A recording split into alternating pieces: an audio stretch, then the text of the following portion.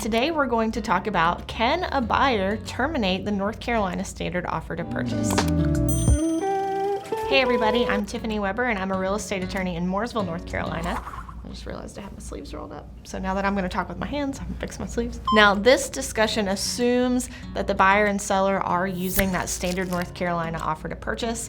If you are using a contract other than the standard offer to purchase, none of this is going to apply. You're gonna need to send that contract to an attorney so that you can find out what the termination provisions are. Now in North Carolina, the standard offer to purchase allows the buyer to terminate the contract at any time for any reason or no reason at all.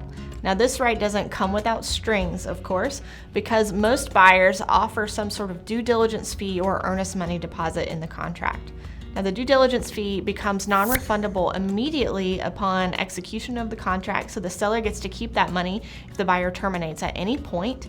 But if the buyer terminates after the expiration of the due diligence period, the earnest money also becomes non-refundable. So this means that if the buyer terminates before the expiration of the due diligence period, they'll get their earnest money back. If they terminate after, they will not get their earnest money back. This is why deciding the amounts of the earnest money deposit and the due diligence fee are so critical. There is always a chance that a buyer could discover some reason not to purchase the property or some life circumstance that could make completing the purchase impossible. So a buyer would be wise to not commit in the contract to any sort of due diligence fee or earnest money deposit that they could not part with if they need to terminate the contract. The short version is that the buyer can terminate the North Carolina standard offer to purchase at any time before the closing. Now, whether they get their earnest money back is a matter of timing, as we have discussed, because that depends on whether the due diligence period has expired or not.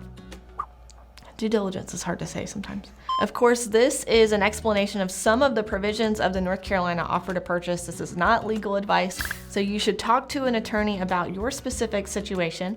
The North Carolina standard offer to purchase has a lot of provisions and different remedies, and they may affect your situation. So don't rely on just this video to get your legal answers. Of course, if you have a legal situation, talk to an attorney about it. This has been an explanation of whether the buyer can terminate the contract under the North Carolina standard offer to purchase.